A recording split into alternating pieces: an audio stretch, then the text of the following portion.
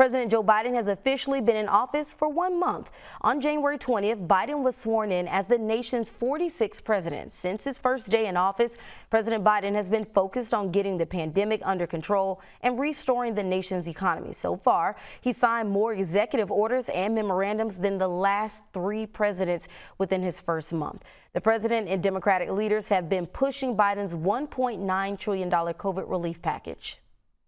Well, the president has been aggressive, like we just mentioned, in getting to work since taking office. We here at BNC are dedicated to tracking his first 100 days for Black America. He's tackled health care, the pandemic, immigration, tightening international relations, you name it. Well, FAMU international law professor Dr. Jeremy Levitt is with us now to talk about this. Dr. Levitt, it's good to see you. Great to be with you. So the President Biden says he signed dozens of executive orders not to make new law, but to eliminate bad policy. What do you think about this statement, and how would you rate his first month so far?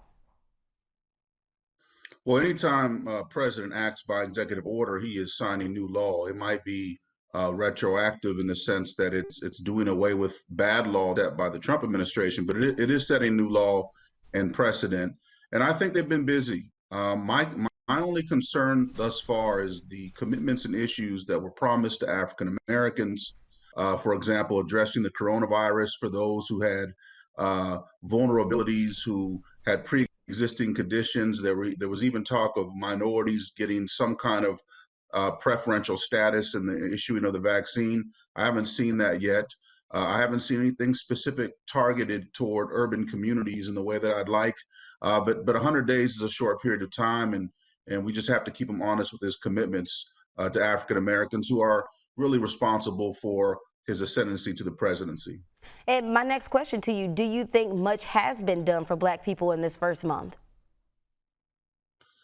Well, I think it's hard to show evidence that there has been a lot that's been done. I think that he has a huge rose garden to to untangle.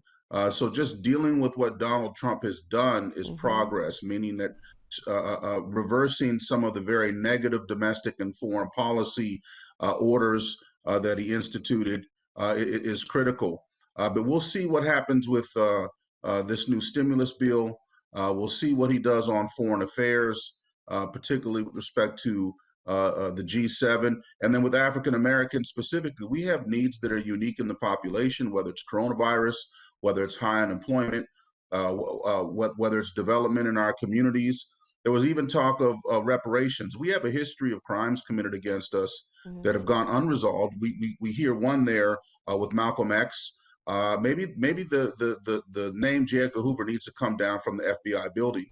The point is that there are specific needs that we have, and the Biden administration has made certain commitments. We have to hold them responsible for those, including a broader discussion of reparations, perhaps adopting HR 40, which of course was authored by John Conyers, just to study the question of reparations, and hasn't gotten through committee. And so really quickly, the president spoke globally for the first time at the G7 summit. He talked about a number of challenges the nation now faces internationally, but he mentioned making these changes would require a close cooperation between the U.S. and Western allies. How important are these relationships?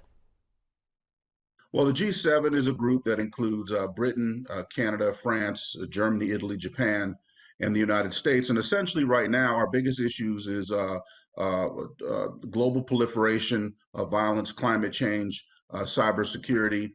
He really targeted his comments toward Russia and China during the G7 talk, who really pose the greatest existential threats for Western democracy.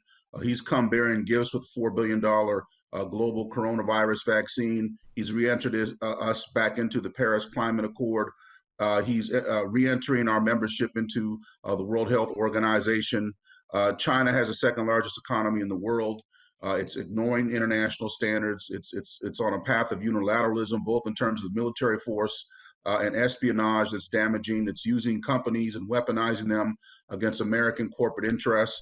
And so, and also really abusing new technologies like artificial intelligence, not including what are massive human rights abuses against the Uyghur population, who they're sending to re-education camps and using violence against these people in China. Russia has some of the same issues of corruption, democratization, the unilateral use of force.